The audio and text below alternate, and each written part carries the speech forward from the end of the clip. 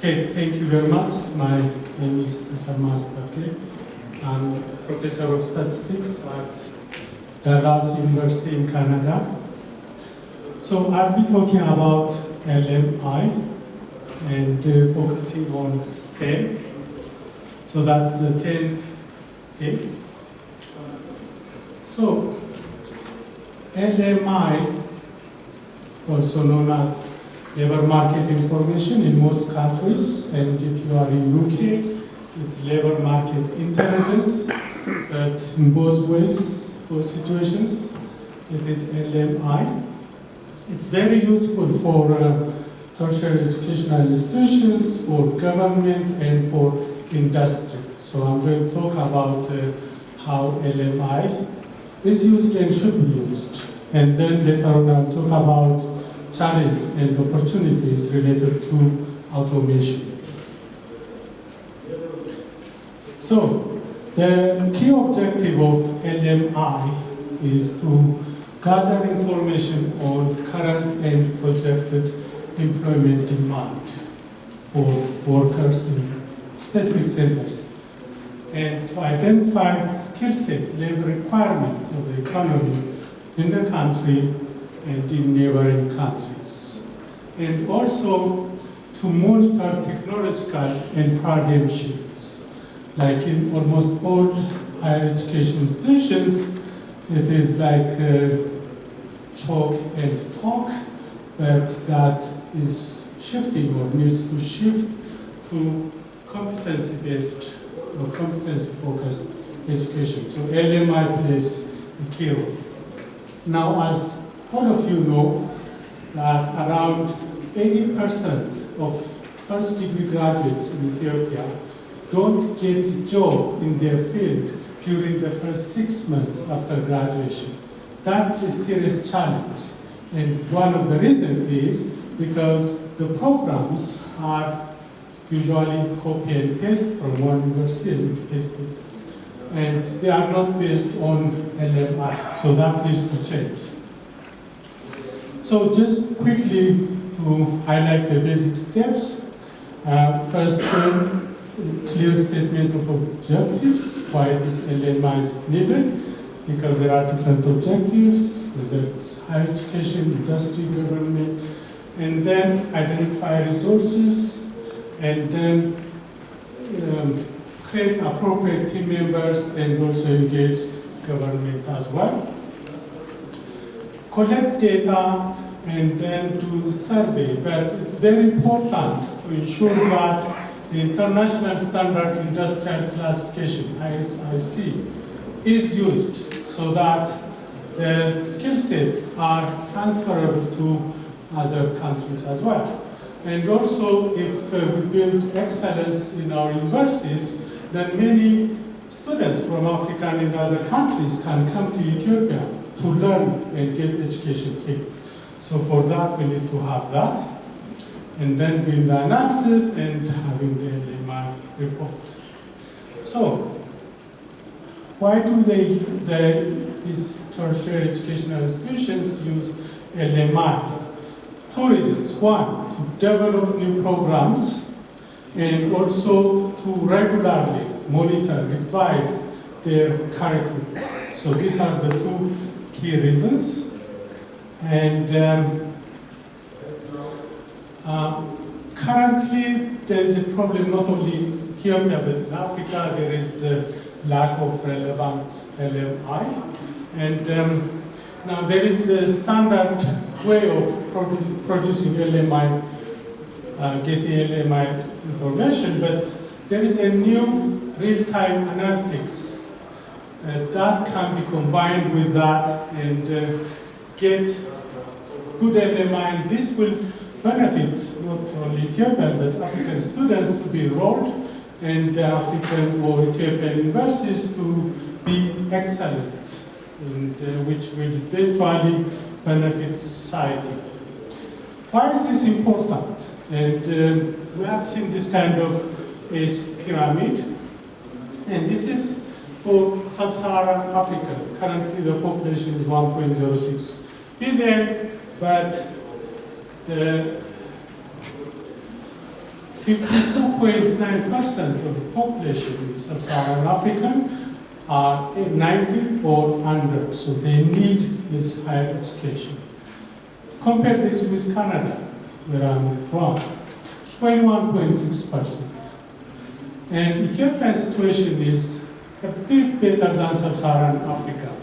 It is 50.9%.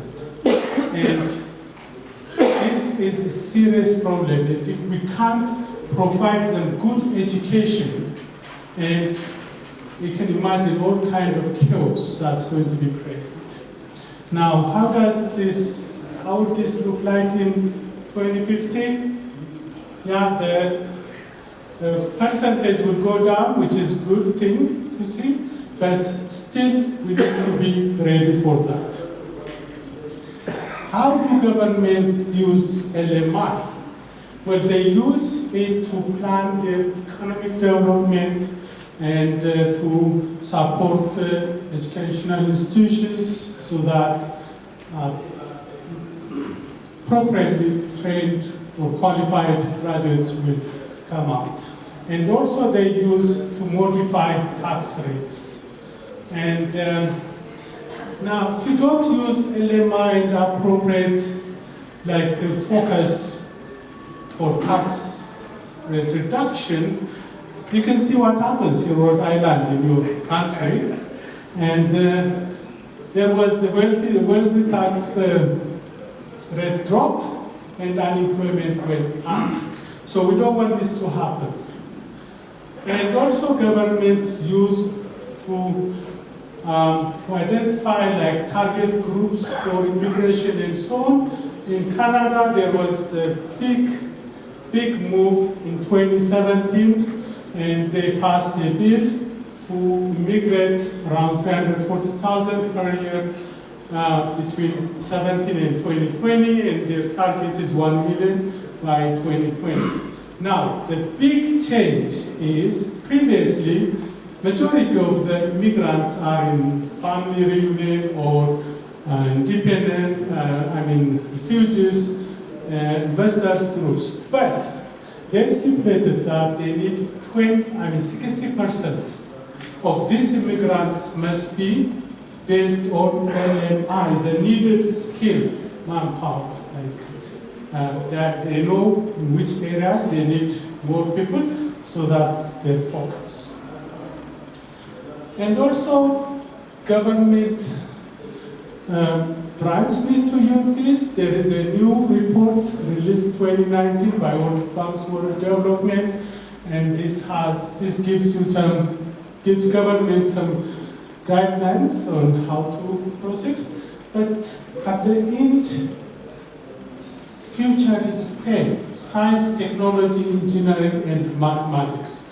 That's where the future is. Industry.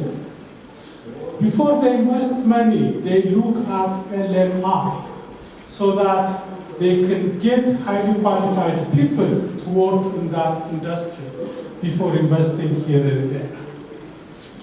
And also, LMI has, the empirical effects of LMI was studied in France for indirect investment decisions of French firms in OECD, Organization for Economic Cooperation for Development, and these are member countries. You can see that in these countries where there is stringent employment protection laws, those kind of things, for investment is low. Now, major challenge of the future is automation. And it's becoming a serious problem, and many people are losing their jobs. And but there is increasing opportunity that can be taken advantage of. And robots are increasing exponentially, and many jobs are being replaced. But what should be the focus? Why STEM is the future? Because these are the type of subject areas that fit in the future, artificial intelligence, machine learning, and so on. So machines are tireless, as you all know, and they are replacing every job, but there are some things that they can't do. You feed them, they learn, and they keep on improving. But we humans have something that they don't have, which is coming up with new smart ideas instantly. Machines can't do that because they are based on learning. So that's one area that they cannot replace us. And the other area is like studies, areas, fields that need to program the machines to do the job. So eventually, it's projected that around 50% of today's jobs will be gone in 10 years. Now this kind of created alerted the European Union, and a couple of years ago they introduced a bill that passed in February 2019, so that requires robots to qualify as electronic person. When the second day that this bill was introduced, Bill Gates was introduced by court and said, yeah, they should be required, there should be some ethical principles, and they should pay tax so that the people who are losing the job can be supported. So there are different areas. Traditionally, blue-collar jobs were susceptible to this kind of problems, but now it's every field, like accountants, robo-advisors. They are everywhere. I don't see it in Africa, but in all other countries, because when there is some kind of crash or some kind of stimulus for the stock exchange, and they can advise or make decisions in seconds and take advantage whether to sell or buy stocks. And in medicine field, they are helping, improving health service in a big way, but there are some areas, some fields that are lost, like radiologists are losing their job in developed countries, and there are many similar other fields. Transportation, there are this kind of self-driving cars coming, and Uber was the first, had the first self-driving. This is a taxi, and they signed agreement with Volvo to manufacture 40,000 cars, and the first one was released on June 12, 2019, and that's the future. And every profession is losing job. So my final recommendation. So there are many evidence, and I just put here one paper that the title is Skills, Gaps, and Mismatch. Private sector expectations of engineering graduates in Ethiopia, published in this good journal. So there are so many studies that show there is a mismatch because our graduates don't have the required skill sets to do good job. So because of that, my first recommendation is there is a need for universities and colleges to revise their existing programs regularly and develop new programs based on LMI. My second recommendation is the Ethiopian government should establish an office that does LMI in different sectors and use the information to make evidence-based policy changes and support different sectors. My third recommendation is investors should use LMI to determine areas of good investment and create jobs and accelerate the economic development of Ethiopia. Thank you.